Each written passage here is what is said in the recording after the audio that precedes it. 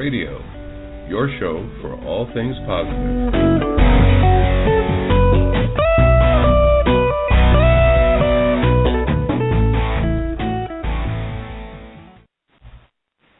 Good morning, good afternoon, good evening, wherever you are in the world. This is Kirk Spencer, your host of KWAVe6 Radio. Today we have a very special show because we've been talking about this subject for a little while in our past broadcasts with Chad Meek and Michelle Vaughn, but we've been talking about it from a metaphysical point of view. And today we have our guest, which is Andrés Ginestet, who is as NATO has given him the title, senior expert on systems theory of violence. So Andrés is always working closely with NATO. He's working with other government officials throughout Europe, and he has the inside picture about what's going on in the world today, especially from Europe, and I would even assume from the Middle East, which we'll find out later. But while we're waiting for Andrés to get to call in, I know he's there because we just got through speaking before we pulled up on the show today. I do want to make a little note here that the majority of our programming here on KWAVe6 Radio in the future more than likely will be, as I said, the majority will be about current events and what to expect, how to deal with these things and whatnot. Because you know the subtitle to my show is called Your Show for All Things Positive. So we're bringing up what's going on in the world, but we're also helping or trying to help you to see, not to follow us, but to find your own mark in the world, how to deal with things. And even as Chad Meek put it, he's the astrologer, psychic astrologer, he put it, these events are coming. And he's talking about this from an astrological point of view, which is these events are coming. This is what's going to happen. But it's telling you that you also have, oddly enough, I'm starting to get feedback. But at any rate, what you're saying, what your choices are, is that you can. And you can have the ability, you do have the ability to choose which way to go. And in our current world market or current world situations, is do we do this by fight, flight, by or being able to choose which direction that we go into. So without any further ado, Andrés is now on the line, so let me pull him in. And yes. Hello, Kirk. I don't know if any of this. Hi there. I've got feedback in my headset, so I'm hearing myself. So I'm not sure if you're actually hearing me or if everybody else is hearing what I'm hearing. So, anyway, I hope that everybody's hearing me while I'm talking. Kirk, do you hear me? I hear you, but I'm also hearing myself. I can't understand this. This is weird. I mean, this is something I said a minute ago, so. Yeah, okay. I am hearing you well, and I don't hear anything else. So Blog Talk Radio has switched off the Firefox listening to the radio, the broadcast, and this means that I'm only on. Kirk, do you hear me? Hold on a moment. I think it stopped. Yeah. Yes, I hear you.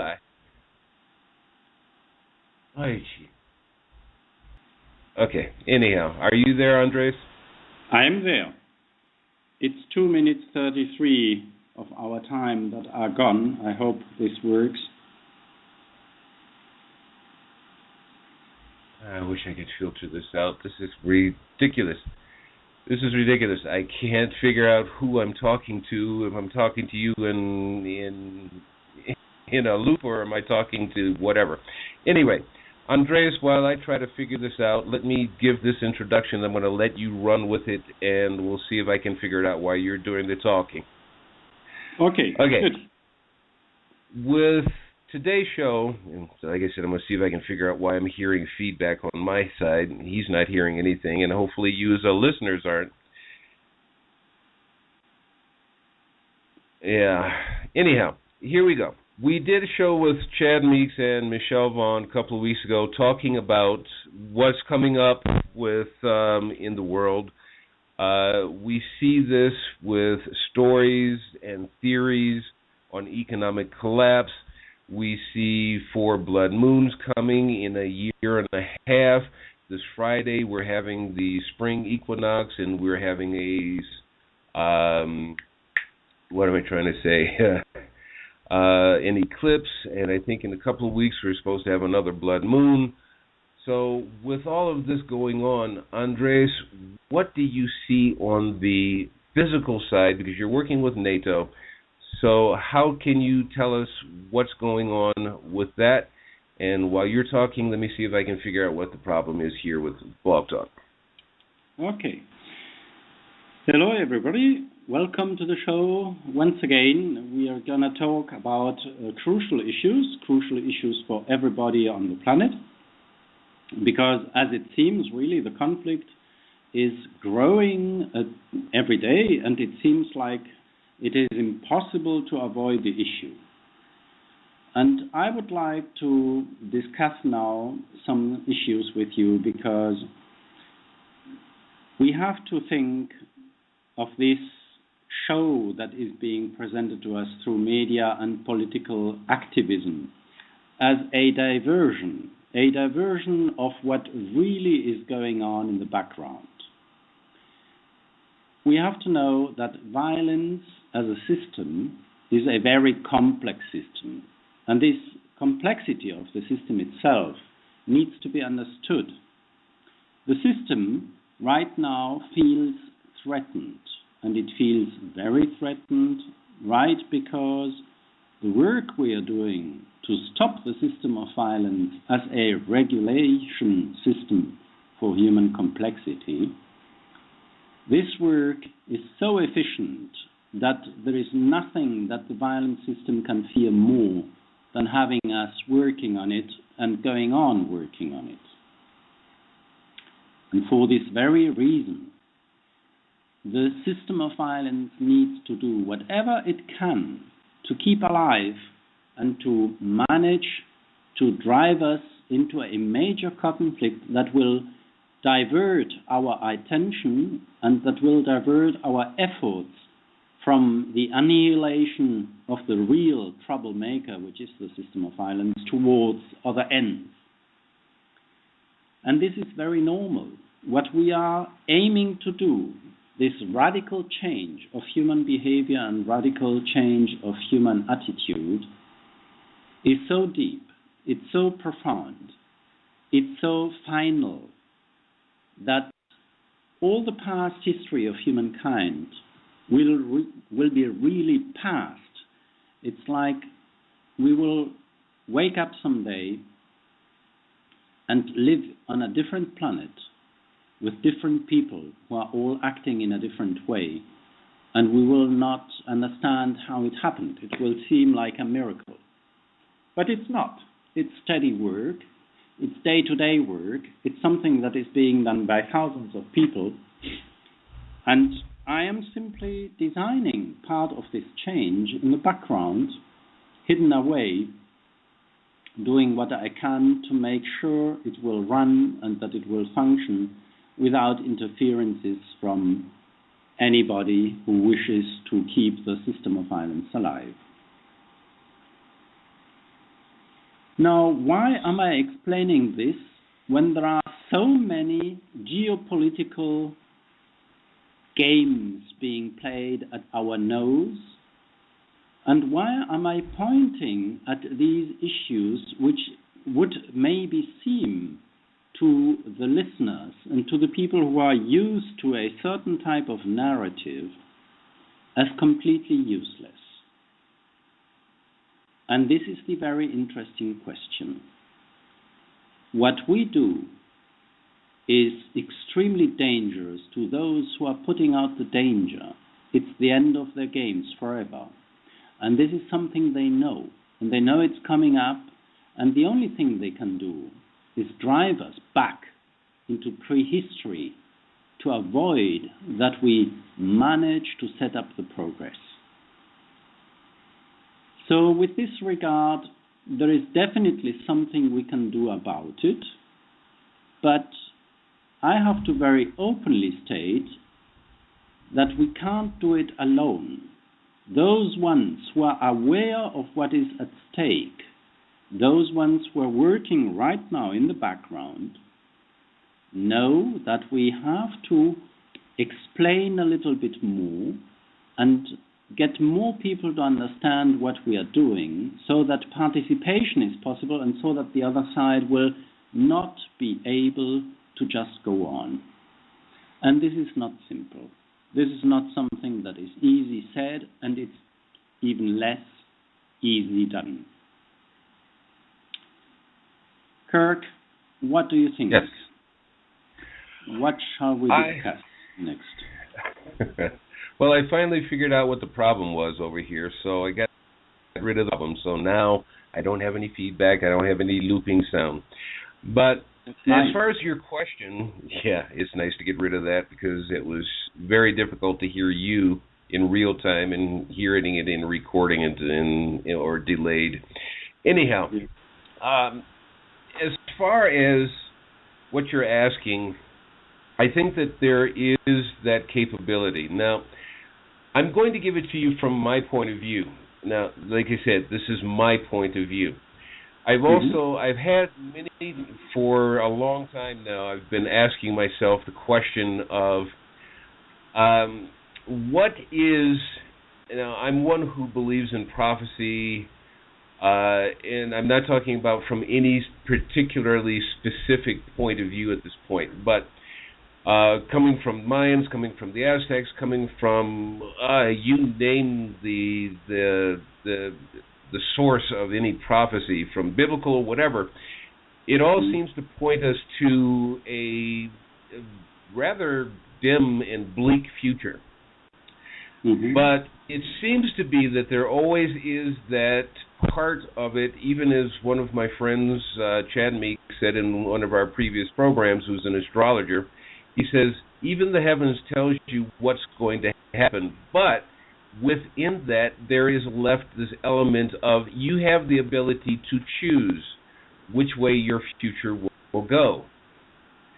So, yeah, I do believe we have the ability to make changes and make them good if we so choose. But that kind of brings me to a question that I had written down here for you because I wanted to ask some set questions and the rest of them we just kind of go with. But let me ask you, Andrés, in a world full of closed-minded and stubbornly opinionated people, how can we bring positive change? Okay, that is something that is easy, and not only easy said, but really easy done. I had last Tuesday a meeting with the German Minister of the Interior, Thomas de Maizière. And what I lived through in this personal meeting was something that I have lived through in the past every time I have met personalities out of political life or in the military. And I talk about the highest ranking officers and political leaders of countries. And what I have understood in those times and in those meetings is exactly what I had to understand also in this meeting. First, the person that I'm seeing is informed. She knows everything about me she wants to know. She's in control of the situation because she has read the documents. And she just wants some precisions, which is very good for the conversation because we don't need to talk long. With few words, in fact, and with few explanations, the person that I'm visiting will be satisfied, happy with the explanations, and then what happens is that I get told, Andrés, please go on.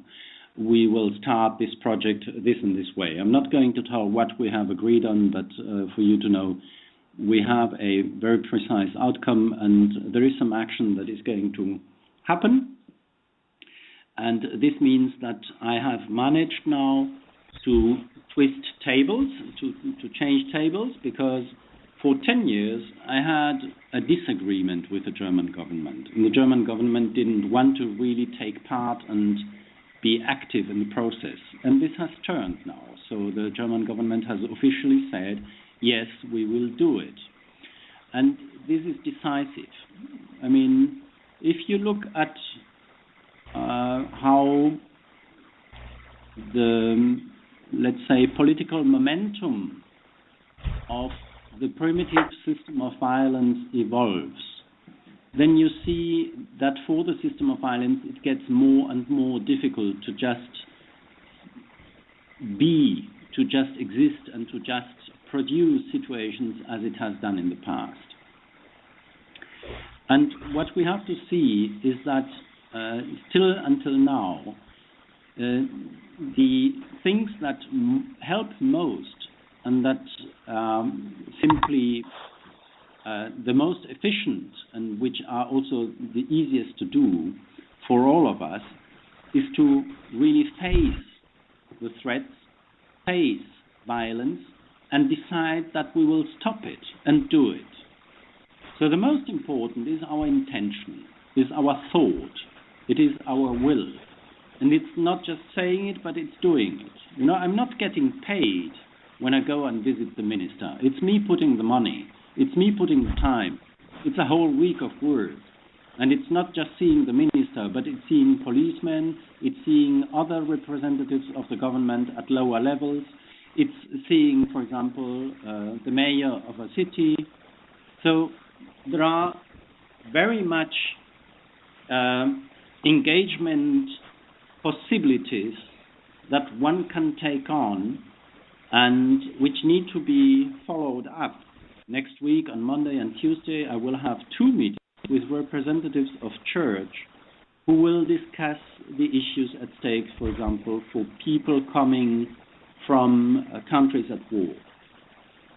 And it's the Catholic Church that is opening the forum for discussion. I'm invited by the priests. They have been at home here this morning, and they have been discussing with me what I will tell and what I will explain. And they're asking me for an intervention because we will have a specialist at the table, and we will also have just a normal average public, so citizens. So in the end, the most important thing, is that we make a decision. And the decision has to be that we do want to face violence and that we want to end violence. And from that moment on, everything else is easier. Yeah? And this really is necessary because, we always get trapped. It's like I was last week in the land of Saxonia, where I met the minister, and the politicians who had invited me to do these talks and to have these conversations and meetings didn't tell me all the truth. They just told me the entire truth this morning. And now suddenly I'm facing a completely different situation where I have to face a nightmare of corruption which has existed, which is documented, and I didn't know about it. And they just opened up the box of Pandora so that I can have a small look into it and see what I'm facing. And it's hideous. But it's a long... Can you tell us a little bit about what they told you? Oh, yes. I mean, it happens to be that in the land of Saxonia there is a scandal, and it's amazing. It's a huge thing which is going on for many, many years. It's going on since 1997. So it's nearly 20 years ago that it started. And in the late 90s, they found in Saxonia a brothel in which children were prostituted. So it was children aged 13 to 19. That brothel was led by a boxer. And it seems to be, that for at least a decade, nobody looked into who were the clients of this brothel. And 10 years ago, they started looking into the clients of this brothel. And then turned out that the clients, are among the highest ranking justice representatives or politics representatives. So it's a great problem, and, it's like the case has been buried, the entire case. They even tried to make court cases against the victims, so against the children. Children have been prostituted and that have had these clients who were then explaining with whom they had to have sex. So these persons, 15 years later, are being accused of lying. It's amazing. It's completely ridiculous because, first of all, you do not do that to to women who have been abused and prostituted as teenagers and who have suffered and who are traumatized. You do not traumatize them a second time. This is what is called secondary traumatization or secondary victimization in the jargon, in the language of medical doctors. And you simply do not do that. So if a state structure is, trying to use the victims of the case to dismantle the case and to stop any operation that would go after, for example, the clients of this brothel, then you obviously have a strong hint that the system of violence, which is composed of all the actors within this racket and all the actions, so it's very complex, is trying to diminish the impact of those working against it. And I didn't know it. Yeah, so this means that I will start working on these issues, and I have to be extremely careful because these people are obviously powerful. Yeah, and they can destroy me, they can destroy my career, they can destroy my home, they can destroy everything. So I will have to work very swiftly. And this is really important. This is what counts. And any scenario of a war, of an upcoming war, is just a diversion of this really serious, really personal issue where you know the names of the people, you know exactly whom you are facing, and where you really have a chance to stop the system of violence to the end. Okay, with that being said, this is the reason why I was asking you, do you see, or how do you see that we can actually make a change? Because you and I, we've been trading information about this upcoming economic collapse. A lot of people are believing in that, whether it be from conspiracy theory, conspiracy fact, or something that they can prove. People are seeing that the finances are going just downhill, and of course, the people that have the money are not going to be the ones who suffer, at least not as much. At least not financially, put it that way. We see in the world, you and I are both on Facebook. I don't know how much you're actually there, but you can see people that they are majority up something of what we're just talking about. People want their pleasure, so they will go out to defend these things. And that's where I'm kind of going is, how do we actually change people's way of thinking? Because as you and I both know, every action starts with a thought. So how do you change the thoughts to bring about the actions of a better world? Okay, that's very simple, Kirk. That's a very simple question. I'll answer in a technical way, just as a specialist that I am. And, you make me smile when you ask me questions like this. I love this type of question. This is great, this is exactly what I wish to hear. What you do is you work against the system of violence according to the priorities that are set by science. You do not just act as you think you should. You do not just act out of what you like to do. You please keep to the priorities that the specialists set up. I am that specialist, and I am telling you the priorities now.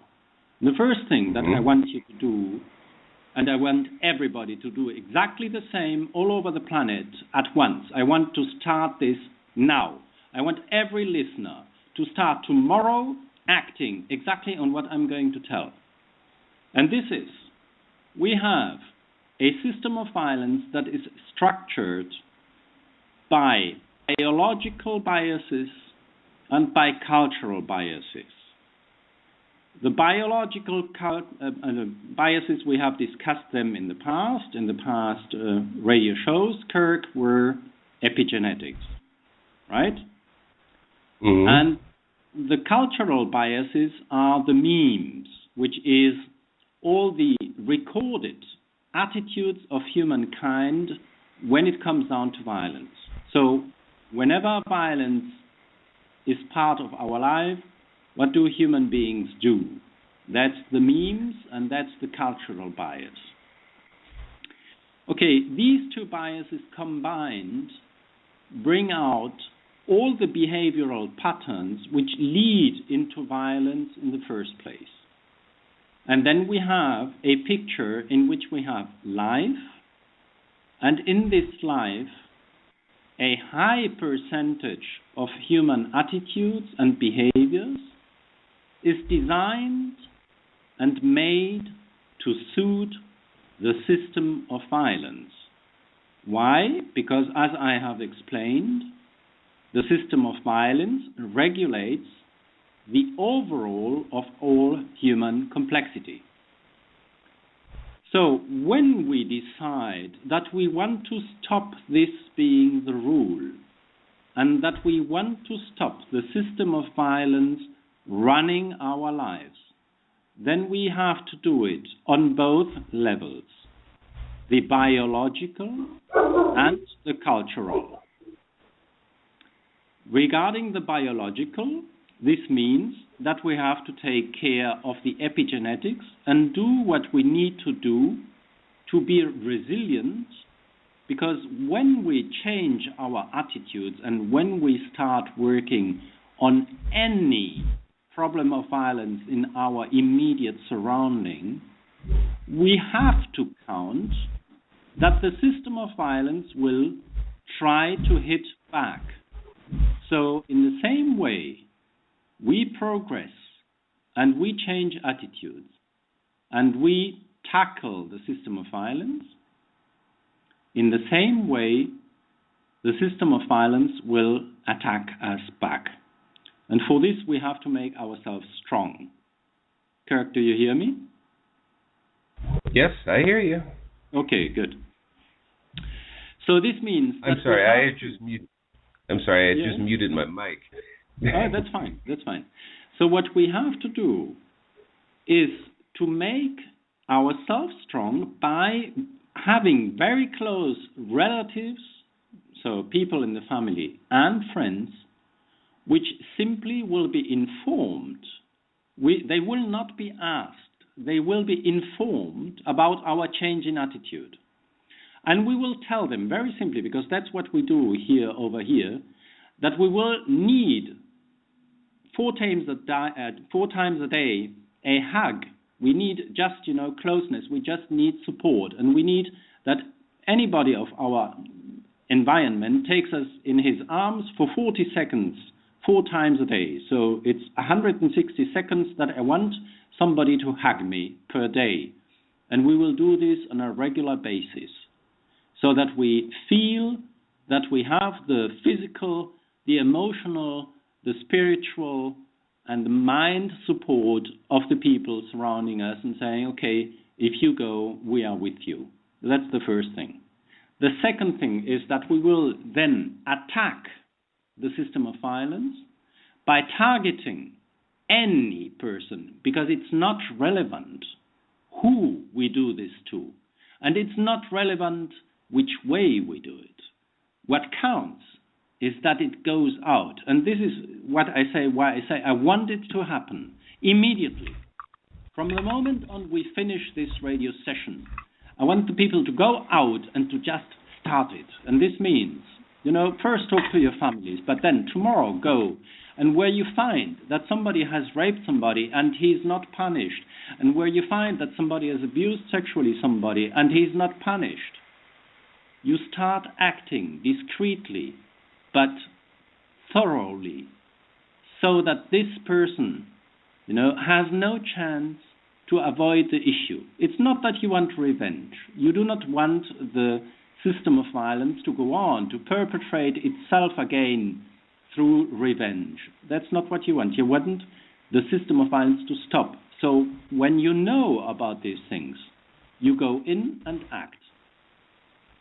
And if we do it all at once, all over the planet, that will be noticed, because the people who are in power, and the people who have the power, for example, to drive us into an economical crisis, depend on other people who are covering up exactly these crimes. And the easiest way we bring them to fall is by cracking their system. They are real physical enemies. It's people carrying out a mission. Their mission is to drive us further into the system of violence for the benefit of those driving the system of violence. And this is very personal. So what we do is we do simply not react on what they present us. We don't give a shit. We don't mind about what they say. We just know which is the priority. The priority is, according to medical doctors, that the highest trauma that can be caused to any single human being on the planet is beyond, in example, a heart stroke, so a heart attack which would kill you immediately. So second to this kind of trauma come three types of trauma, which is rape, sexual abuse, concentration camp, and torture. So these kind of trauma are the highest level trauma that a medical doctor faces in any case. And this is exactly what we're doing. We are just saying, okay, what is the highest trauma? And which is the most common? Which is the most expanded trauma? And we just go Andrés, after. Let me interrupt you for a moment. I'm going to ask you to repeat the majority of what you just got through saying. I think you said there was three that were the highest, and it seemed like we were having some problems with our transmission here. So can you repeat that again, please? Yes. So the highest trauma that can be caused to any human being is obviously a heart strike. So, for example, when you have a heart attack and you're close to dying. So medical doctors will always say, okay, this is where we have to intervene first. Yeah, this type of trauma, which is close to death. Yeah. Then the second highest trauma is rape, torture, sexual abuse, concentration camp, incarceration. These are, so a medical doctor, when he has a pyramid of priorities on what he has to act upon in the case of a catastrophe, has as first priority those which are closest to death, and second, this trauma. So it's rape and child abuse, for example, is in trauma categories the second highest after near-death traumatic experiences. And this means that as sexual abuse and rape is also the most common crime on earth, it's the most common violence, and it's the one which has the long-term consequences, because if a woman gets raped, the children will have the epigenetic damage for 5 generations. Yeah, so as this kind of crime is the most important, what we do is we simply target exactly this kind of crime. And we just work on it, independently of what politics and independent of what the military tell. We just do not care. We do not see what they do and what they tell and, the way they try to divert our attention as relevant anymore. We just work against the system of violence. And if we want to stop breeding the system of violence and feeding the system of violence, what we need to do is to simply stop the root causes. And the root cause is certainly going to be, what is the most massive, most emblematic also, form of violence on planet Earth. I'm going to stop the phone. Mm-hmm.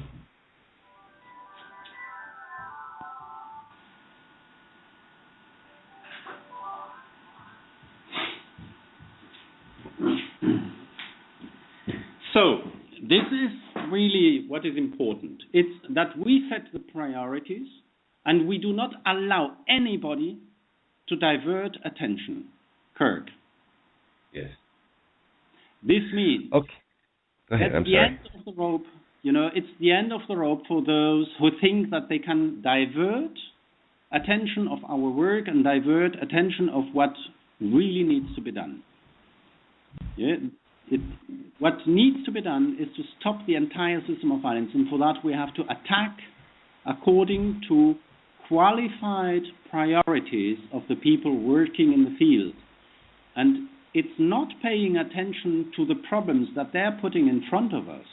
I mean, this is what they are used to do. And this is what enables them to just go on playing their dirty games in the background. And this is what we're not allowing anymore. We're saying, no, you're going to stop your dirty games in the background, and then all the other stuff will stop on its own.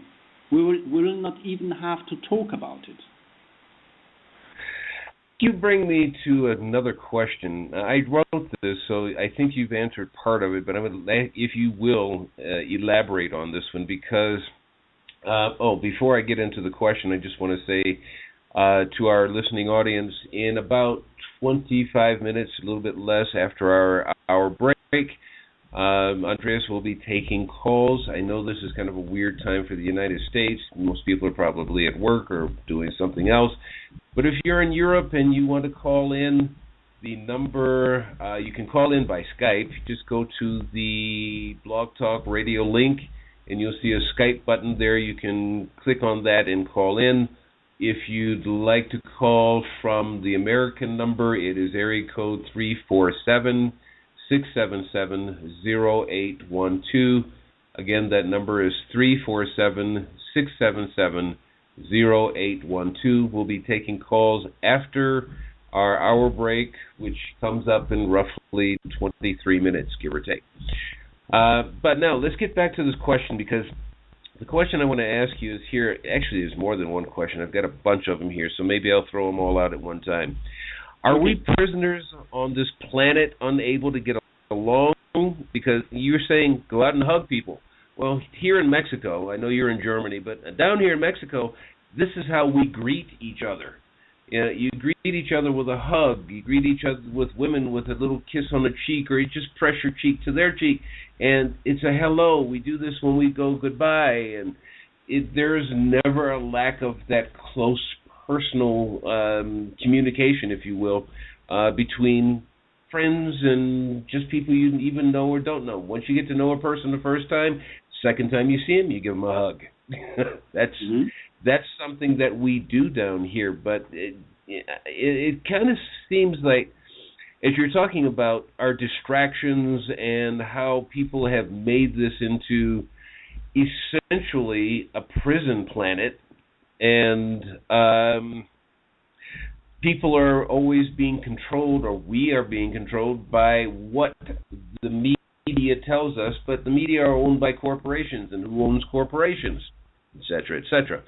So it's how can we actually get ourselves to get away from all of that? And that's the biggest problem, at least in my opinion, is getting people to see that, hey, we are being controlled and we're being distracted by flights that go here and they crash into the ocean, or Ebola popped up and then it just disappeared, and all the other distractions that come along. And what was going on while we were being distracted over here? Well, the answer, again, Kirk, and I'm really happy that you put all these questions across, because they are really nice questions, very useful, and I agree with you. You know, it's the best way to bring out the technical language. And again, here comes systems theory applied to reality, and it's very simple. It's an issue of critical masses. You know, there are critical masses of crimes that are being put out. And these critical masses of crimes only work because there is a critical amount of people supporting them. And this critical amount of people supporting them is born. It's born and bred. They are bred. It's children that need to be born. But in the first place, they are children who should be innocent and should have an innocent life and should have an innocent start. They don't get it because they are born out of the sequels of trauma. So once you're born without empathy and you're born out of the sequels of trauma, it's easy. It's very easy to direct you wherever the others want. And the others know it. I mean, rape is a weapon that is being used in any armed conflict around the planet. And it's been like that since humanity exists.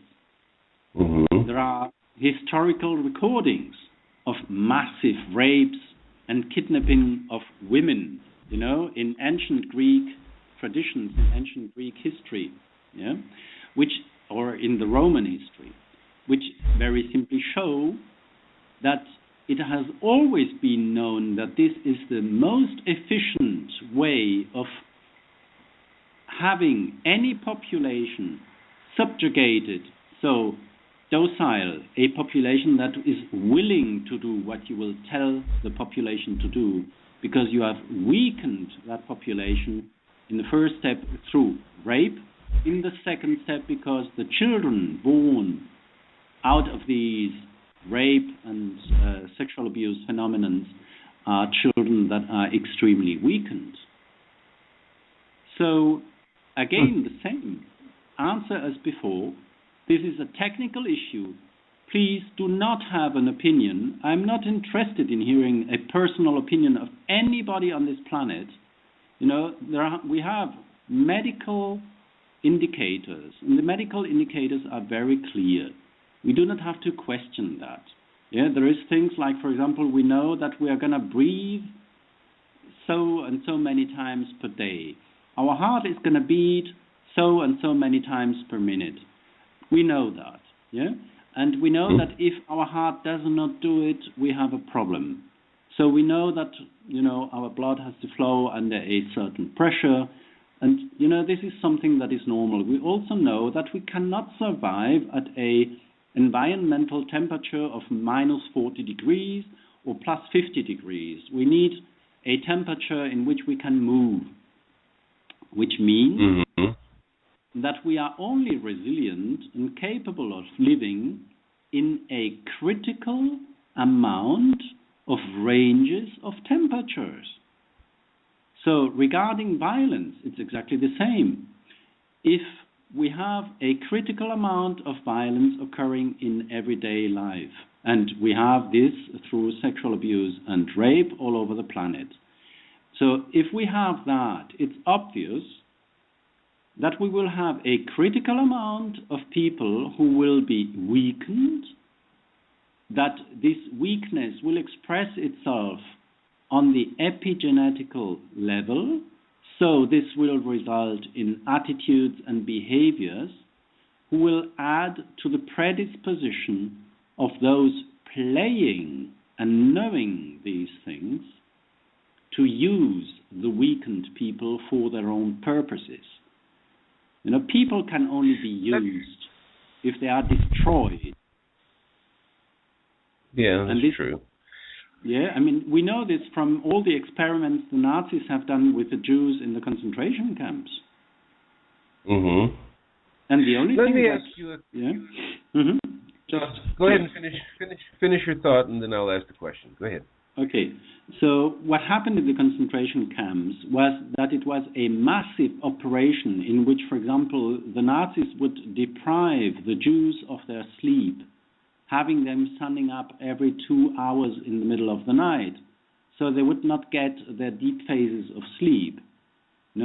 And this is something that you do to a population that you want to drive into the crematorium, that you want to burn either alive or dead, you don't mind in the end. You just put them on the belt and you drive them in. And, this kind of attitude is what the people who are thinking all this evil through, because, I mean, it's people who have a certain type of intelligence, and they're used to do it because they also inherit epigenetics, and they inherit the epigenetics of the ones doing it. Mm-hmm. So they are trained for centuries, some of them. You know, it's like the house of a lord and of a king, you know, and its dynasty. It's inheriting not just the power, the wealth, and the reputation, and all the, which we call cultural biases. So it's not only inheriting the memes, but it's also inheriting epigenetics. Mm-hmm. And it's inheriting the skills of playing and dealing with the system of violence. You brought up something else that wasn't even thinking about, but you're talking about, I don't remember who I had this conversation with. It could have even been you some time ago, but talking about how the Nazis during World War II could actually go out and do these heinous things to people, not just only the Jews, because they captured more than just Jews, but how they could do these heinous things to people and go home and hug and kiss their wives and their children and play with them, and then turn around and do the same heinous things again the next day. But the question I really want to ask is, we also know from World War II, when Russia entered Germany, they went through a kind of, to use the word system, but they went through a system of just raping all the German women that they could come across. Mm-hmm. There has been many children from that. So how is that affecting Germany as a country, and possibly even Poland? Is that for that fact? Well, that's a perfect question again. You know, Kirk. I mean, this conversation is really interesting because, you know, it's bringing out really the root code of evil. Yeah, I mean, I love it. I love the questions. I love the way you put it, because it really shows that you've thought it through, that you're coming close to the root cause, and that you're not allowing it to slip away anymore. I mean, That's exactly the point. I mean, I am working here in Germany now since the age of 18, so this was 1982. Since 1982, I'm working on these issues. I first worked as an artist, as an activist, as a peace activist, and I was not yet focused on the issues of rape and sexual abuse, because I had not understood at that time that they were the main focus. But I understood this then just 3 years later, in 1985, when I first had an experience seeing a freshly raped woman in Germany, and seeing, you know, how people behaved around her. I mean, you had a victim in the street. This victim needed help, and you could see the attitudes and behaviors of the people around her. And this is what really, you know, set all my alarms at fire. You know, from that moment on, I saw that something really deep, really disturbing was going on. And in Germany, this problem is a problem that, for example, is being treated in the homes for elderly people, because, you know, elderly women have huge problems with this kind of traumatic experience coming up now while they are being put away. I mean, they are living in special homes where they get, you know, sometimes they have no family anymore, so they are left alone, and the only person they see is the nurses. And the nurses do not have the time. They, in fact, need to have to talk to them, and they develop attitudes and behaviors which are really heavy to take. You know, like they are not able to retain their pee, or, you know, they just shit in bed, and, you know, they regress to small children, really. And it's very hard to deal with them, yeah. So the problem in Germany is there. And if I tell you that politicians drive me into a situation asking me to intervene and to start working somewhere, and do not open up the box of Pandora until I have had the meeting and I have said, okay, I'm doing it, then it also is a typical structure, because they know how deep the problem is, and they know that I could refuse, and I could stop doing my work, even that I could get frightened maybe. That's what they fear. So they do not come up straight up to me and tell me, Andrés, this is the real problem. Do you want to have a look at it before you have the talks? No, they say, Andrés, come in, let's have the talks. You say, okay, I'll do it, and then they open up. I don't mind. I'm used to it, and I've been driven in so many situations in my life where I had to face this kind of problem that I don't mind anymore. But this shows how deep the problem is, and if we are facing exactly this kind of structure in the land of Saxon, and it's probably the same for all of Germany, and we also see how the other side is trying to, stop me working at any possible turn, until the German government says, no, Andrés, we're going to do it. Yeah? But it has taken also the German government representatives to say so. It has taken 10 years.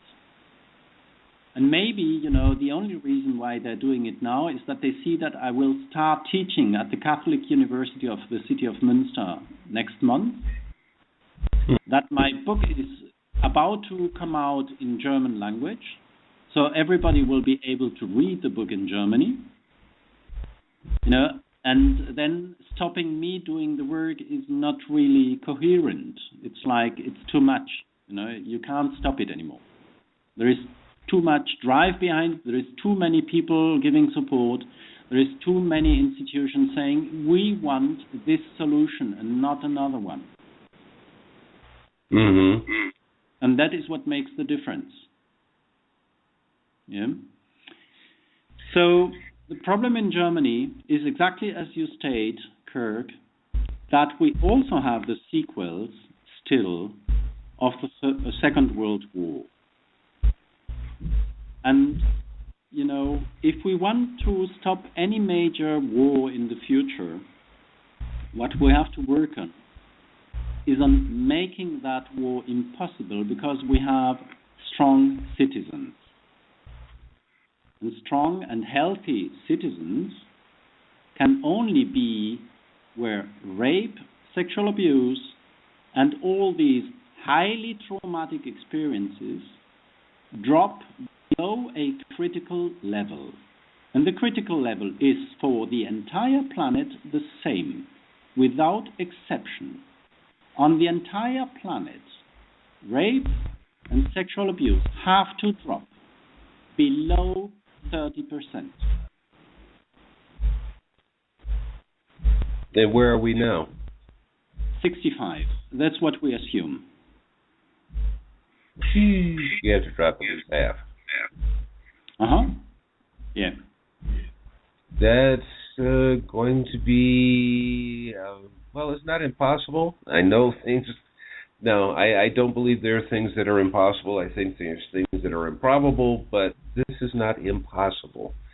So, within the next 5 minutes before we take a break here, just a 2-minute break for our break, so we can go do whatever we have to do. Let me ask you a question that you may want to continue after we come back from our break. But considering the financial crisis that's going on, and it's leading to a possible war, we've been kind of shuffling information back and forth about that just in this last week. Mm-hmm. Can you see? Yeah. Can you tell us the difference between what is considered and is circulating as conspiracy theory, and what is fact, and what you can tell us from your information from working in NATO and working with government officials? Okay. What I can tell you there is that the situation is really absurd. I mean, there is more and more citizens on the planet informed, knowing that the financial system, the way it is set up, cannot function. Because the amount of debt that is being created to serve the interest rates of those having money and lending and borrowing the money is so absurd that it is completely nonsensical. It just is completely ridiculous. It's completely out of proportion, and it has no meaning anymore. There is no meaning behind it. And the most interesting thing then is, for example, to see that the children in these families, like the grandson of Johnson & Johnson, for example, make films and very clearly state that they do not want to inherit the fortunes. They simply do not want the money anymore. And then you have people, who are displayed by media like being great philanthropists. And in the end, it's not that they are philanthropists, it's that their children and children's children simply refuse to take on the burden. They say, do what you want with your money. We don't want it. So this is something very curious, isn't it? I mean, it shows clearly that there is a change in spirit, there is a change in mind, and that not everybody is willing to just let this slip anymore and happen anymore. So everybody on the entire planet, be it the IMF, be it any central bank of any country, be it the Central Bank of Europe, the EZB, they all know that they're playing poker. And what they're waiting for is for the time in which global civil society, and this is us, it's you, Kirk, it's me, it's all the people that are working on these issues right now, because we're obviously not naive, we are not stupid, we are not letting these things slip, we are looking at these issues, we are creating coalitions of alternative grid-based economies. And these grid-based economies are sharing economies. And these sharing economies have a completely different character compared to the patriarchal economies that we know coming from banks and from the big money borrowers and lenders. Mm-hmm. And then... Yeah. Oh, I'm sorry. Go ahead. On top of that, we have the alternative powers. The BRICS, for example, which is all the states which are simply refusing to deal with the currency of the dollar and invent another currency. Say, okay, we're going to make our deals in that currency right now. And, so it just weakens the position of those who have been in power until now. But that is not as positive, because we do not know what is going to happen with these people. I mean, they may be as frenzy about power and domination as the others, and maybe even worse. And we don't want that to happen either. Mm-hmm. Indeed. Just before we go on break, let me make this comment. You're talking about people that don't want to inherit the family fortunes and the responsibilities that goes along with it. I've often asked that you're talking about people like Johnson & Johnson and all these other corporations, and they're all traded on stock exchanges, and people want to buy their stock. But to keep a corporation going, the corporations oftentimes will tell everyone, and this is one thing that even Warren Buffett says, is that what I want you to do is to keep our investors happy. Well, how do you keep investors happy? You have to keep making a profit.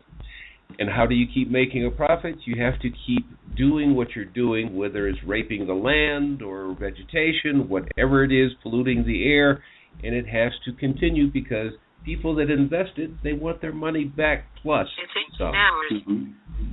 So anyhow, let's go for our break. We'll be back in about 2 minutes, so stay tuned, and when we come back, we'll be taking calls for you to converse with Andrés Ginestet in Germany as soon as we get back. So please stay tuned.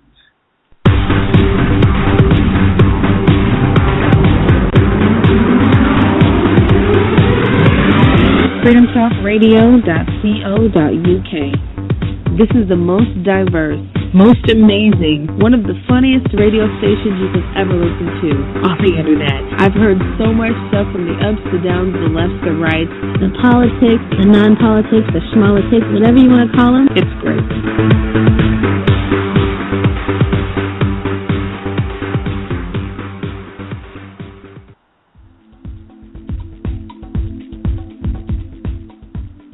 Hi, this is Duke Mayo Rockefeller. Please check out my humanitarian organization, www.livechildlive.org.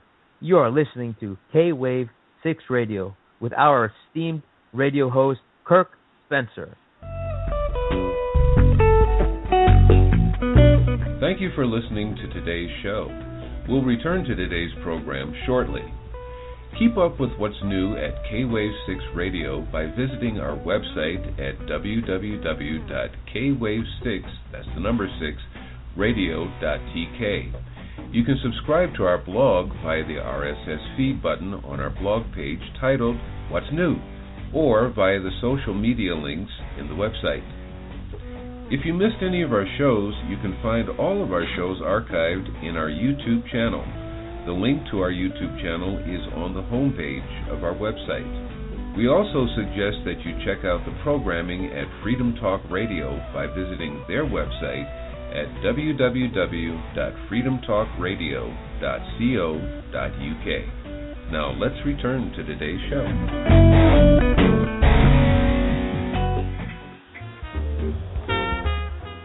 Hi there. This is Chad C. Meek, writer and executive producer of the epic UFO thriller Giant Rock the Movie. Even if you haven't been abducted by ET, you need to listen to the KWAVe6 Radio Network to get the latest of the odd, the unusual, or more importantly, the fun. See you at the movies.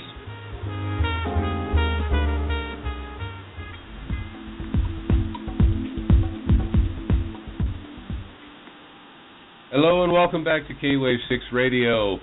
Today my guest is, if you haven't heard already, is Andrés Ginestet, and he is calling us from Germany, and hopefully that hissing means that he's still there or not dropped away. Are you still there, Andrés? Okay, well, beautiful. Okay. We're going to take calls. If you're online, you're hearing us. Hopefully you'll hear us live. We also appreciate it if you hear the show when it's archived. But anyhow, if you're going to call in, the number in the U.S. and Canada is 347-677-0812. That's again 347-677-0812. Or you can call us in by Skype by clicking the Skype icon on the Blog Talk Radio page and follow the prompts to get you into the show. Now, as we were talking about before we took the break, we're talking about, let's see. Can you tell us the difference between what's circulating as conspiracy theory and what is fact? And what can you tell us from working with NATO and all the government officials that you do work with? Yeah, again, so, the what we were discussing then is that, again, this is a scenario in which the existing players of the global system of violence are trying to divert our attention of what really would threaten their existence. Putting again economic conflicts ahead of us is very easy because it's something that if we are weakened and if we're afraid of losing money and power because we have been weakened on the epigenetic level, so we feel weaker, we do not have sufficient empathy, and as we do not have sufficient empathy, any loss on the material side could worsen our situation, because if we do not have empathy, we count on power. So if we count on power, we need anything that will reinforce the feeling of power. And this means that we are depending on the economy. So if they attack the symptom of our real source of trouble, because the internal loss of empathy is what is causing the trouble. But by attacking the economy, they attack, in fact, what we still hope to have a little bit of power on, so which would help us survive. So the way they are doing it is very simple. They do divert our attention by just putting a carrot in front of our nose and hoping that we will follow the carrot like a donkey. And this is what we are mostly doing. And we simply do not have to fall for this very simple trap. We have to keep working steady on the priorities And we are the ones setting the priorities. It's not them. If they think that making trouble on the economical level is going to help them, let them do it. And then you were talking about it, Kirk, stating that, well, corporations are depending on the profits because that's the way to keep investors happy. What we will do is by changing the memes, the cultural biases, we will keep the investors happy because they're going to be hugged 4 times a day. They're going to be full of empathy. They're going to see happy people around them being empathic, strategically empathic. And this means that the people will notice that all the other stuff is not important anymore. What we have to make is this shift, from one problem to the real problem. So the visible problem is the economic problem. But the problem that is structuring and building up the economic problem is an empathy problem. So if we treat the source, if we treat the empathy problem, and we have to do it massively, then the other problem will go away on its own. We do not even need to talk about it. It just will disappear because people who are empathic towards each other care for each other, and then all the greediness just goes away. But this depends on the critical mass of people who have a critical mass of empathy. And there is no other way to stop it. I'm actually smiling over here because you're beginning to sound a lot like me. All right. Let's bring this into a discussion because I've been asking questions because I give the floor. As a host of a show, I believe that I should be asking you questions and letting you speak. The reason why you're here is because you're the expert in this field. So, yes, I give that to you. But let's move this to a discussion here because it sounds like you and I are on pretty much the same page, but I'm going to put it my way. What I tell people is here, and I've been doing this for many, many years, I've taught metaphysics, and the main thing that I tell people, even to this day, is, I'll give you an example. Back in December, I ran across an old friend. She's about 30 years old. She's never been married. She wants to get married. She has college education, university education.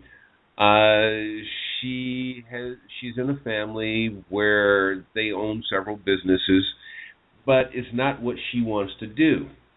Now, she's not on the same level, and her family's not on the same level by any means of being like the Johnson & Johnson dynasty and all the rest of that. But, for the area that we live in, they're not wanting for anything. They all get out and work and do their thing. So here's the thing. She asked me, she goes, I just really feel lost. And I said, why? And she goes, I don't have a husband, I don't have a boyfriend, I don't have the job that I want, I'm not doing the things that I really want to do. So I asked her, I said, so what do you want to do? And she says, well, that's the problem. I don't know what I want to do. And I said, because you know what. If you really want to be happy, set your mind to goals, not to people. So how do you see or respond to that? Well, again, I'm so happy to have you, doing the interview and asking these questions because, again, there is a very technical answer to it. I'm just a professional, Kirk. I go ahead in a professional way, I'm not interested in personal opinions. I just do what needs to be done. That's it. And what I do is I have a list of targets. And the first list, says that we have to work on the highest priorities of the violence problem. I don't ask about what I would like to do because, I'm an artist and I obviously would like to spend 16 hours a day in my colors. on my papers, on my canvases, playing with clay. I mean, this is what I would like to do, but I don't ask for it. I don't do it. I just do what is necessary to do. I want a future for my children. I want a planet that is worth living. So if I want a planet that is worth living, and I have 3 children. My daughter was born on the 19th of January. So, I have real reasons to do what I am doing. Then what I want is a happy planet. So if I have to lower the ratio of trauma on the planet, then that is my first duty. Full stop. I would never allow myself to ask or to think about what I wish to do. If you want at some point to do what you wish to do, make sure that there is going to be a planet there that you can do it. So let's focus. If we do this work, all of us, for 5 years, in a steady way, this planet would change so rapidly, life on this planet would change so rapidly, that there would be no need for bothering anymore, and I could go back to painting. My problem is that I am doing this work alone. Since the tender age of 14, that I'm working my way through, and that I am not representative of human population. That's the problem. The problem is that I am not critical masses. Critical masses is the people listening. Critical masses is the people out there. And it's not me who has to do it, it's all of us. I am doing it anyway. So please, I just ask other people to do not think about what you want to do. Make sure that you will able to do what you want to do. When time has come, it's not the time. We live in circumstances, all of us. This planet is our rocket in a huge universe. Yeah, it's a spaceship. We are all living on this spaceship. We are not ready to leave this planet Earth and to move elsewhere. So we have to accommodate on this planet. So what? Yeah, I oftentimes say, if the universe were to let us out of this planet and we were to take what we are right now, I think we would be slapped down. We would say it in the United States, we'd be bitch slapped right back into our place. It's like, get down, get away. You are polluting. You're not enhancing anything. Yeah, that's it.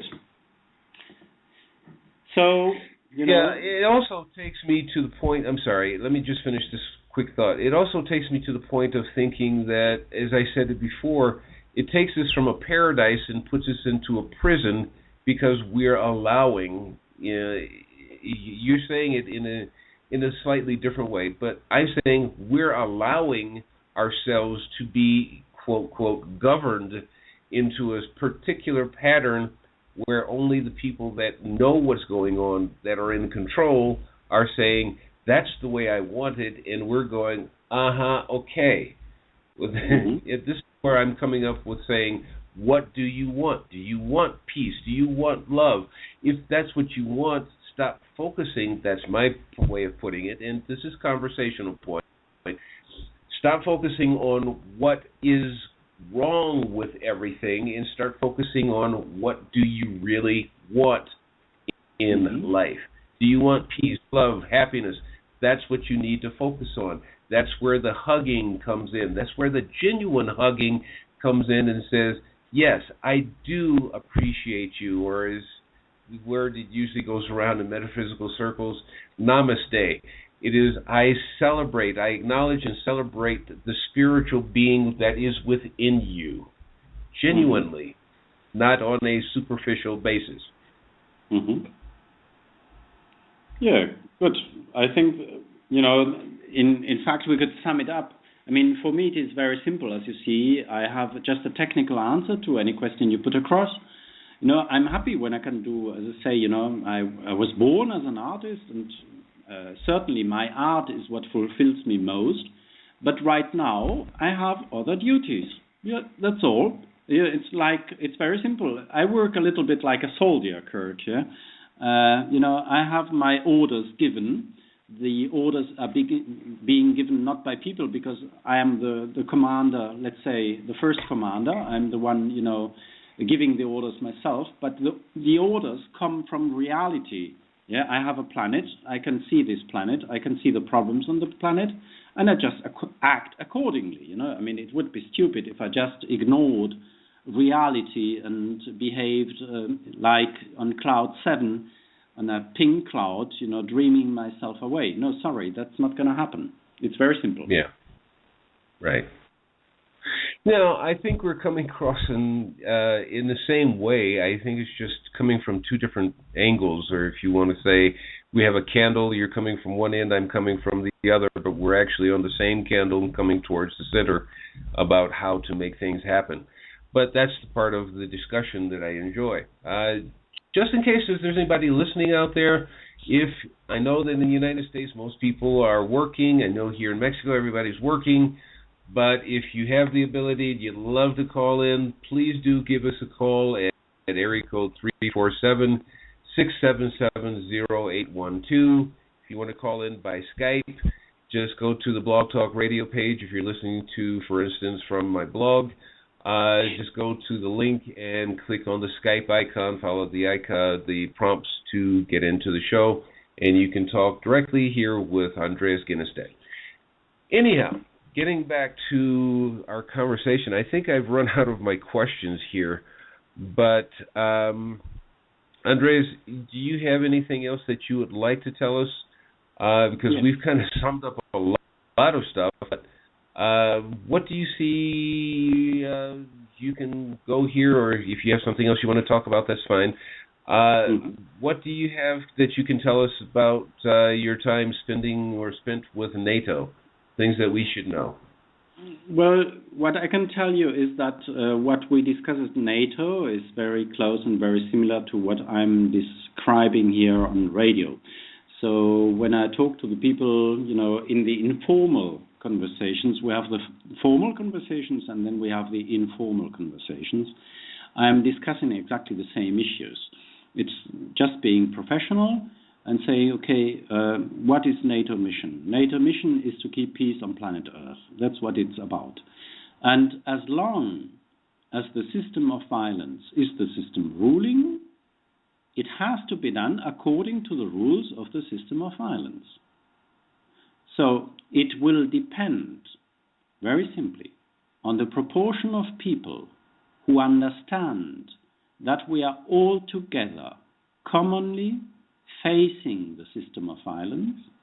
It will depend on this type of understanding whether we can shift from a system of violence strategy to a different strategy. Very simply. So the entire global risk of nuclear warfare, of a fourth world war, because the Third World War will always be in history the Cold War. And the Cold War had more victims than the Second World War. So a fourth world war in nuclear terms, which would be a giant war. And according to Albert Einstein, the war after this war will be a war that is carried out with stones and sticks because nothing else will be left. So if we do not want this to happen, our only way, and I say it's really very simple, it's a very simple message. Get it? Yeah? Humanity, as entire humanity, has a single enemy, only one. It's the system of violence, with all its priorities, with all its technical implications. And this means that if we want to avoid a nuclear World War IV, we have to get a critical mass of people working on the necessary issues. And again, I'm going to say, do what you want. Everybody out there, just do what you like. Do what you want. I don't care. I know what I'm doing. I'm doing it for 30 years and longer. I will go on doing it. It's an issue that needs steadiness, that needs perseverance, that needs calm, that needs the ability of negotiation, so it needs diplomacy, it needs rhetorics, it needs a very extremely stubborn will. We have to have a very strong, stubborn mind. But I will go on doing it, and I just invite everybody out there. I mean, I hope that people are listening, and I hope that those listening just see that there is not much to be discussed about. Yeah, maybe somebody has technical questions. Then please jump into the radio show and ask your questions. We will find, within seconds, we will find a technical answer. The technical answer will not necessarily be what you want to listen to. And there is certainly people out there who are thinking this is a show of freaks. It's people who do not know a thing. They are discussing rubbish. They are discussing things that are not really the problem. Sorry. But I'm the expert. I'm the one sitting at NATO. I'm the one designing complexity architecture, and whether you like it or not, the future will depend on these designs and nothing else. So everybody's invited to become a complexity architect and to decide which complexity curves humanity is about to take. Everybody is invited in participating in this process, but be clear, the priorities are not depending on personal wishes. The priorities are very clear set. NATO says, as long as the rule prevails, established by the system of violence, we will act according to the rules of the system of violence. And this is very normal. Kirk, I don't know what you think about this, but, it's like, what shall we discuss there? It all depends on the people out there who are listening. It doesn't depend on us. Well, that's true, because we are doing our own work here in our own areas, which is actually, I had someone that invited to be part of our show, but she sent me a message this morning, and quote, she says, I am sicker than sick, so she wouldn't be able to make the radio show today. She's also an international journalist, so that was going to be interesting, and she's working on her doctorate degree in, let me see if I've got this correct, behavioral sciences, I believe it is. Mm-hmm. So she would have been an excellent person to have in on the show, but she said she couldn't attend, but another time. I do have a question here, listening to what you're saying, and I know this for a fact because, my history, my background is in psychology. So, anyhow, how do you, because I'm the host and you're the guest, how do you see, or how do you get people to step out of their fear, if you understand what I mean by that? Because people, many people don't even know that they're governed by fear. I'm afraid of this. I'm afraid of that. I'm afraid of getting a ticket. I'm afraid of getting stopped by the police. I'm afraid of in the United States, the IRS, the Treasury Department, whatever. I'm afraid, but they always want to come across like, I'm a man, I'm a woman, I can control my life. But how do we actually first face our fears, and then how do we step out of them to accomplish the goals of having a world where, as you say, I want my children to have a world that's better than what I've got right now? Kirk, again, I love it. I love your questions, and I love, because it's going to be a technical answer. Very simple. Go out in the street and hug somebody. Just ask anybody in the street if you may have a hug. And hug that person for 40 seconds and say thank you. And then go on. You do not have to share your worries and your problems with everybody. But you can hug anybody. You just can do it. So the point is that, if you have a problem and this problem has a specific reason, Like, for example, the problem is with family members. The problem is in your business. The problem is in any state organization. You never know. You know what I mean? It could be a mix-up of problems. Okay, fine. You know, but work on it in a structured way. And if you want to feel less fear, then get trust, get empathy. So hug people in the street. Hug anybody that is in front of you. You know, I mean, it's not going to be that easy. I know it. But, you know, sometimes you just need to be in the street and you see somebody smile at you. I mean, that's easy. You know, that's easy. It doesn't even need words. You just can do it. No, I totally agree. I'm sorry, I was coughing over here. Nice having a mute button in my microphone. Anyhow, my father, when I was a kid, now I'm older than you, so this goes back way back when, but my father had a habit, and I learned this habit just from watching him. And when my children were small, because now I'm a grandfather, when my children were small, they used to ask me all the time, and I'll get to what my father did and what I picked up from him in just a moment, but my kids used to ask me, Daddy, isn't there anybody that you don't know? What my father did and what I picked up was he went someplace, and I thought he knew just like my children thought of me. I thought that he knew everybody. He didn't know these people. What he did was he would talk to strangers. Didn't matter who they were. Didn't matter what race, what background. He didn't ask for religion. Didn't matter. He would talk to people and just make people feel comfortable. Because you were just saying, you can bring a smile to somebody's face. There is a video that used to be, I don't know if it's still there, but on YouTube pretty much everything will stay there unless it's offensive. And this is definitely not offensive.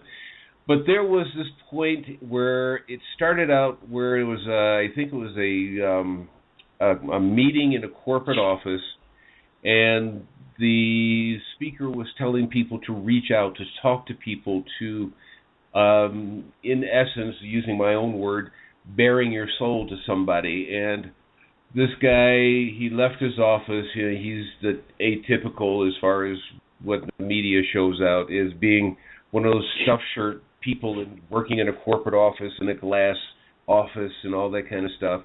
And he went home and he noticed that his son was being belligerent as usual, but that's just because his father never listened to him. And he started thinking about what was covered in the meeting that he was in. And he went and he spoke to his son. And after the conversation, his son was relaxed and whatnot. And he says, Dad, wait a minute. And he went upstairs to his bedroom and came back down and handed his father a note. His father opened the note and saw that it was a suicide note, that his son was about to commit suicide, but because his father opened up to his son, he decided, no, it's not worth it, because this is what I really wanted anyway, was communication with my dad, which would give me a better view of the world. And it just went on downhill. It was just like with the other person and go, I acknowledge you. You acknowledge me. We live here together. Let's work on a, if you will, a better life for not only you and me, but for everybody. Yeah, I think that is a beautiful example, and it tells us straight away how strong, deaf ears can hurt persons. Like if you have a child that is about to suicide and wrote a note about a suicide, and you understand that something is going wrong and that you have to listen to your child and talk to your child, and then suddenly your child opens up and says, Dad, you know that I was close to suicide. This is, a real dramatic situation. And maybe that father had the intuition that it was just in time that he did it, but he should have done it earlier, very simply. Anyway, it's still a nice end to a nightmare, because that son, probably just needed somebody to pay attention in a specific way. It's just an issue of quality. That is not an issue of time. A father can be more or less absent. A father can be more or less busy, as long as when he's there, he really cares about the children and has a really strong relationship to the children, then it's fine. It's no problem. So this is, as you state, it's a really nice example of a behavioral change and attitude, which is simple. It's just sitting down and talking to each other. Yeah. Well, how about this other video that has been circulating around for a while and is still actually circulating? I haven't seen the other one I was just mentioning for some time now, but this one, it's someplace in the Orient, and I'm not sure, but I think it's Thailand. A guy walking down the street, and there's water pouring off of a roof. Evidently, it was just finished raining. And he sees the water pouring out on the sidewalk, and he puts a plant that was pretty much dried up and almost dead underneath the water. So the water gets into the plant, the dirt of the plant. And he goes to eat, and there's a dog that wants to eat. He's eating on a sidewalk, like a sidewalk cafe, and he feeds the dog. And then he's going by, I'm shortening the story, and then he sees a woman and a child that are basically sitting on the sidewalk begging for money, or as we would say, begging for alms. And he goes into his wallet and he gives the majority of his money to this woman and the child. Making the longer story short, he does this repeatedly, and on top of giving bananas to one of his next door neighbors in the apartment building that he lives in, he does this from the goodness of his heart. He's not doing it for the expectation of getting anything in return. But later on, you see that the plant has grown, the dog is being friendly to him and protecting him, whatever. And he goes by to see the daughter because it's on his route wherever he travels. And the woman is sitting there, but the daughter isn't, and he kind of looks at her because it's basically just nothing but music in the background. There's no vocalization to this whole video. And he gives the woman a look like, "Where's your daughter?" And she comes walking down the sidewalk, and she is in a school uniform. In other words, with the money that he gave was enough for her to go to school to better her life. And it's just a very heartwarming video. In other words, as my friend that I was telling you about this, working on her doctorates, as she would say, you start at your home, you start in your community, and then you go citywide, statewide, nationwide, and worldwide. But you have to start someplace, and this is what that video is all about, was start here in your own neighborhood, and it will expand and go out and out and out. So the fear that I would work for papers or do a radio show or TV show, if that's what you can do it. But just start in your own home and your own community and make it work from there. Okay, I agree with it, Kurt. Except that, again, I will have a critical and professional perspective on it and say, first, see that the grid of empathic people gets strong. Do not do it with everybody. See that you do it with those that have empathy first. Because the empathic group has to grow. And it has to grow at the expenses of the non-empathic group. Okay? So in technical terms, we have to make distinctions.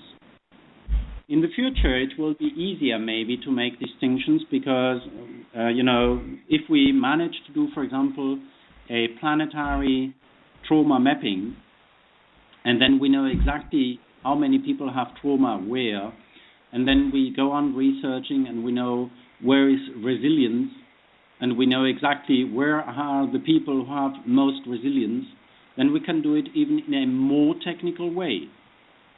But we have to make sure that we do not invest on the wrong side. You know, a person that is not empathic and that is driven by the bias of fight or flee.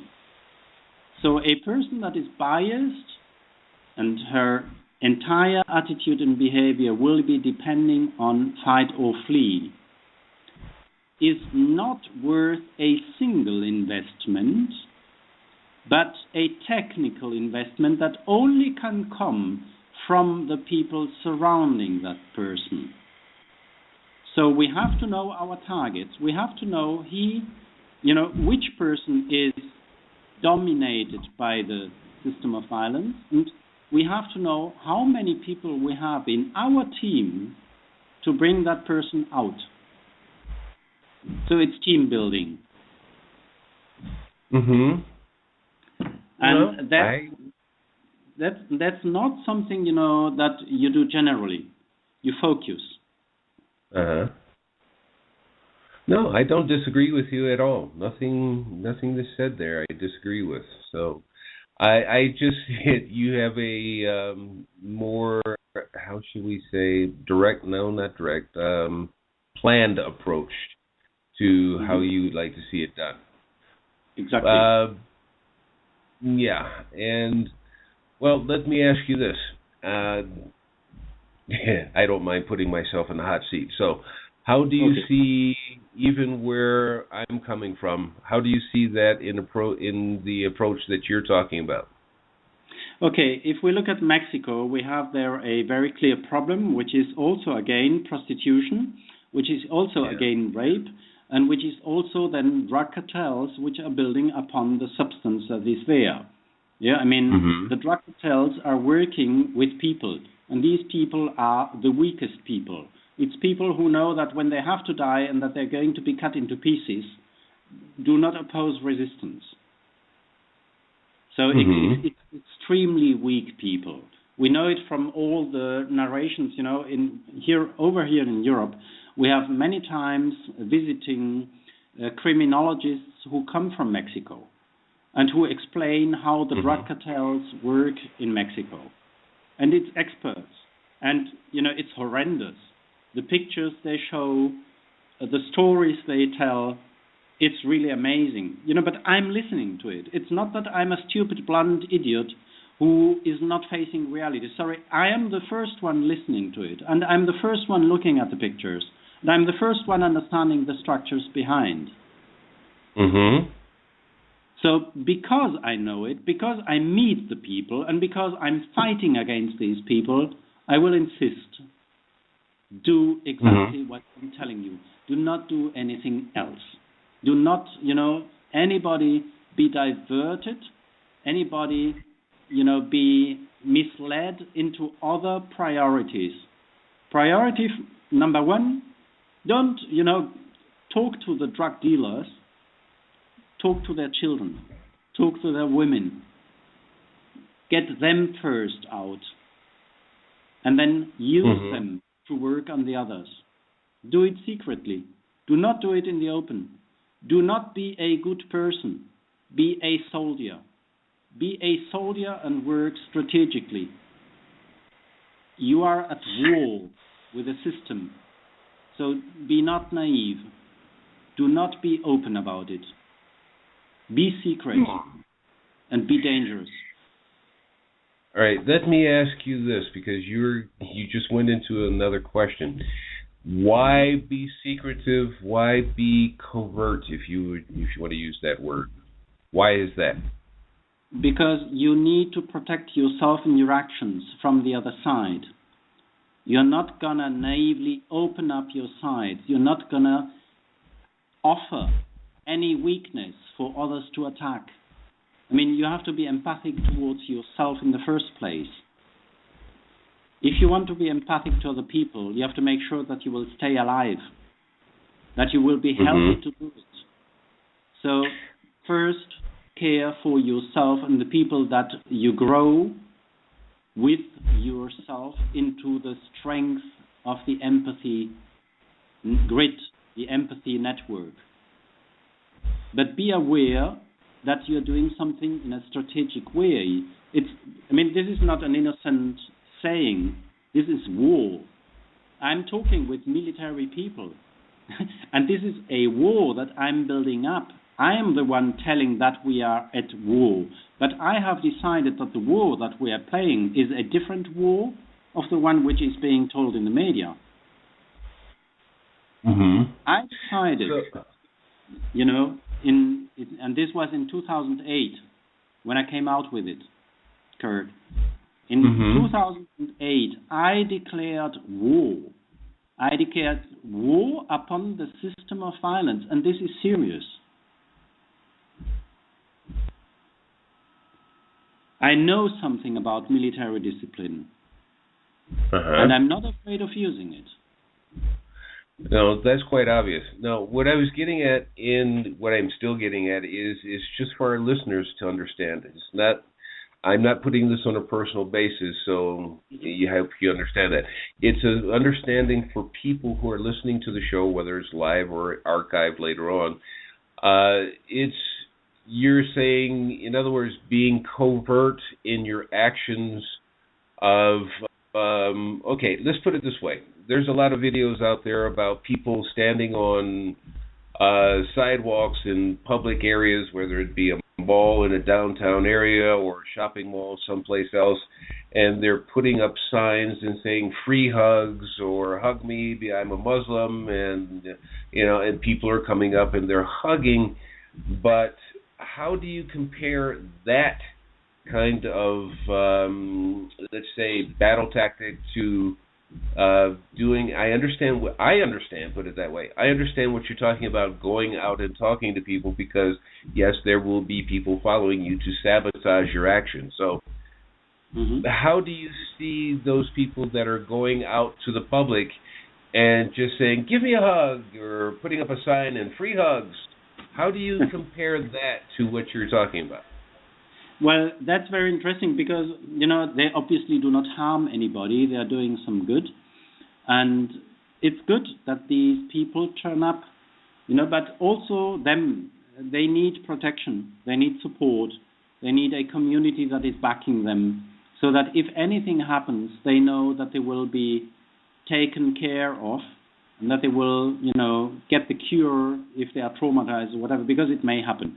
But generally speaking, when people are open-hearted and good, the options for any person in front of it to catch on that and to want it for herself and to do something about this wanting it for herself is stronger than the option of it being refused and disregarded.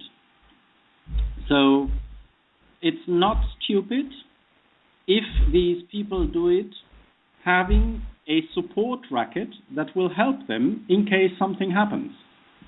And there is no harm in doing it as a couple. Having, for example, one putting up the sign and then another person around the corner watching who comes along. Yeah. Or videotaping it as they normally do. Yeah, exactly. But that means that if somebody is videotaping it, then there is somebody around, isn't it? So it's not like that person is alone. So, and this is important. It's it's good to do it strategically. While I would also say it doesn't matter whether you're a Jew, a Christian, a Buddhist, a Muslim. Anybody can do it and should do it. And the issue is that what we have to do, and this is why I'm also being very strict in technical terms. If we are at war with the system of violence, we are at war with the system of violence, any place, any time, any occasion. And we do, for example, not allow violence to use any religion, any faith, any spirituality to pretend being religion and then be something very different. Yeah. So any person, for example, who will say that Sharia law is good is to me not a religious person. It's a violent person, full stop. Sharia law cuts down the rights of women. And as I've said previously, in medical terms, any violence action that will hurt women and children is the worst that can be done to humanity. So I'm not going to accept any person who will smile at me and say, hello, I'm a kind person, but I think women have to dress up this way and are not allowed to drive a car, and etc., etc. This is a no-go. I have to very clearly know where I make the distinction. Yes. No, I'm chuckling because I've said the same thing, just using my own words, and I tell people quite honestly and up front, I said, I look for consistency. And I'm one of those who, if you know those little picture games of, they put two pictures that are side by side, and they say, find the inconsistencies of these two pictures. I was one of those who, I still love to do them on occasion. I can find the inconsistencies usually within minutes, sometimes within seconds, depending on how blatant they are. But, yeah, I look for the consistencies. If you're saying you're a religion of peace, then why are we talking about killing? Why are you doing this or doing that? And it seems like your focus is on death and punishment, not on love and reward and brotherhood, if you will, etc. Well, that's very simple, you know. I mean, if you are on the run of fight or flee, what you do is fight or flee. And as long as you feel empowered, you fight, and you just crush your opponents. It's very simple. I mean, if you have no empathy, your brain is not capable of doing anything else. That's all. And how can you bring empathy in again? Well, certainly not enslaving women and forcing them to forced sex, you know, like it's happening in Islamic State. Sorry, but I mean, I know that in fact what these men want is love, and they're not getting it, so they are, you know, doing it violently. But that's not the way. It's not going to help, not really. Yeah. No. Yeah, violence begets violence. Let me ask you a question. This just came to mind, and it's something that I talk about here on rare occasions, though, but I still talk about it. Here in Mexico, well, I think you know this even from Spanish, there is te quiero, which is love for a brother, friend, your mother, so on and so forth, and then there's te amo, which is love for your wife, your husband, etc. Yes. In English, there's only I love you. That's it, just I love you. Yeah. But in Greek, in the ancient Greek, there was agape, there's phileo, and there's eros. Eros, which pretty much says what it is, erotic love. Phileo, where we get the word Philadelphia in the United States, brotherly love. And then there's agape, which is the love of God or godly love. How can you explain that in the world that we're living in and just what we were just talking about? Well, you know, that's wonderful because you are, you know, giving the explanation just by stating that in ancient Greek there was a distinction. So a plurality within vocabulary. In order to describe the phenomenon of love, you had three distinctions, which are precious distinctions. And these distinctions make our language rich. So if the distinction in English is not there, in fact, what we need to do is either invent the words and start using them, which will puzzle. Yeah, I mean, why not? You know, let's invent three words which will describe exactly, you know, what the Greek people were able to tell. Yeah, I mean, that's exactly what we have to do, because what we have to do is to get, you know, the detailed and sophisticated richness of the concepts of ancient Greek translated into everyday life in any Anglo-Saxon context. And you have also the same distinction in Spanish. You know, I mean, you have te quiero, te amo, pero también te deseo. Yeah? Yeah, and you can also say that, for example, in English. I mean, you are a desirable love to me. I desire you. You know, it's like that's more than loving in friendly terms or in family terms or in godly terms. You know, so erotic. Yeah. Yeah. So it's not like it's not possible. We just have to care more for what we choose when we talk. You know, we can express ourselves in very different ways. Every time somebody tells me I love you, you know, I'm just about to ask, how do you mean that? Yeah. It's nice, you know, but which kind of love is it that you're approaching me with, you know? Yes, indeed.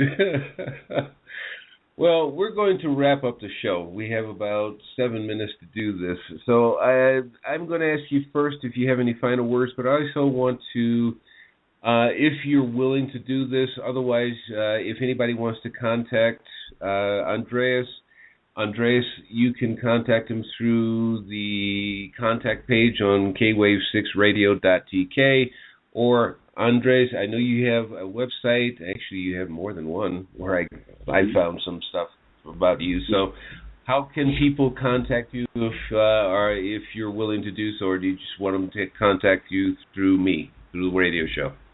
Well, the easiest way is really to go to the website and just send an email. I'm being contacted on a daily basis by complete foreigners, so people who I have never met before and I don't know.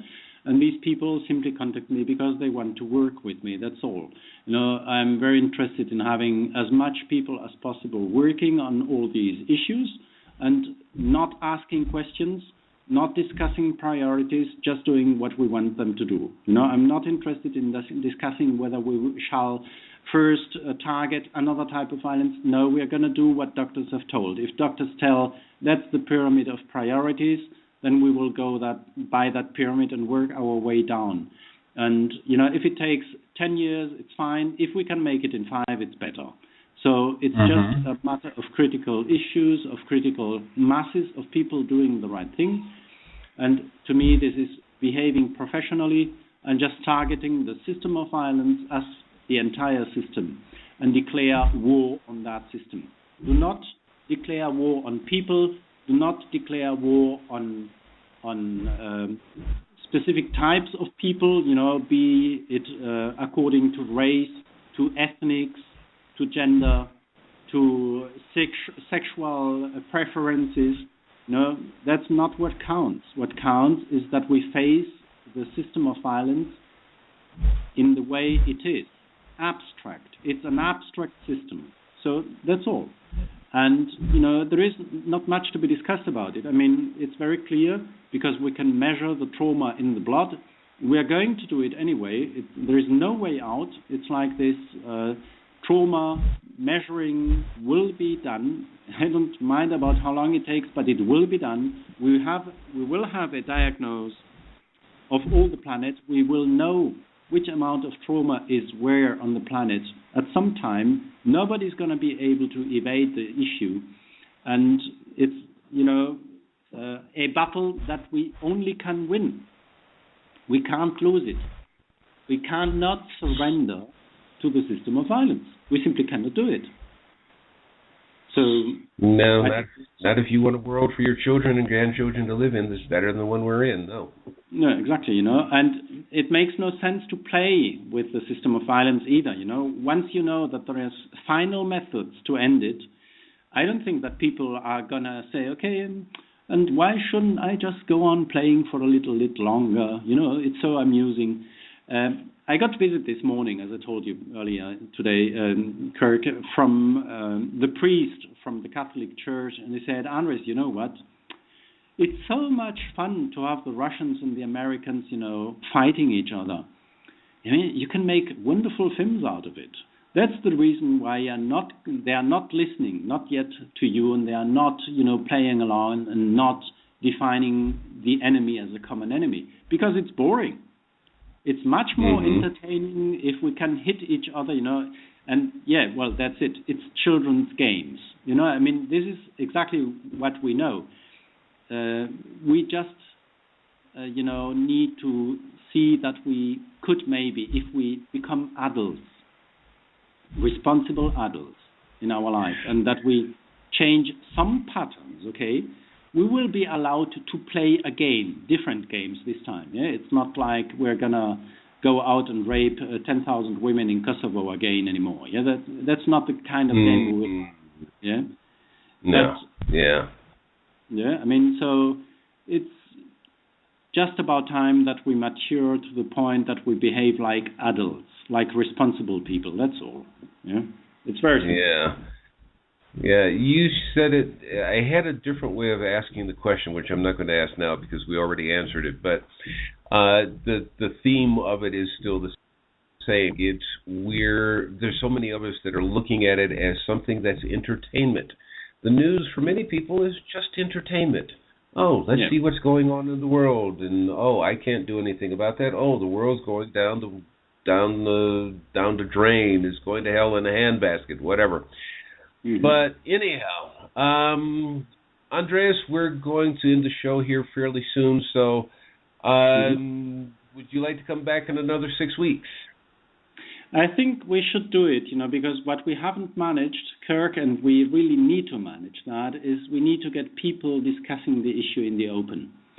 I'm wondering if we are, I'm just trying to be as simple as possible. I'm trying to do this also in a very clear and direct way. I just want people who are listening to understand that I'm not going to discuss priorities. I'm not going to discuss terms. I want people to do it. That's all. And I'm very straightforward. Yeah. And once this is clear, I just hope that people will turn up and want and wish to discuss the issues in a technical way. I'm very open to do some counseling in the open. For example, we do not need to discuss cases that are being lived through, but people can talk about past cases. They can discuss problems that they have on a theoretical level. We'll bring them up. Let's discuss them together. Let's see what is really the problem. Let's dismantle that problem and have people moving. Yeah, we'll get to that, and we'll see if we can get you to do the show in the nighttime in the Americas. But we do have to go now. Thanks again, Andrés, for being here. Thanks for those who are listening, both live and in archive, and we'll see you again soon. Be well.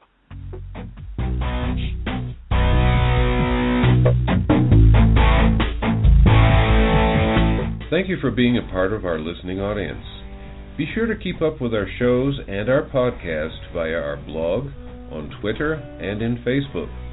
All links, including our RSS feed, are available at KWAVe6radio.tk. That's KWAVe6, the number 6, radio.tk. All the best.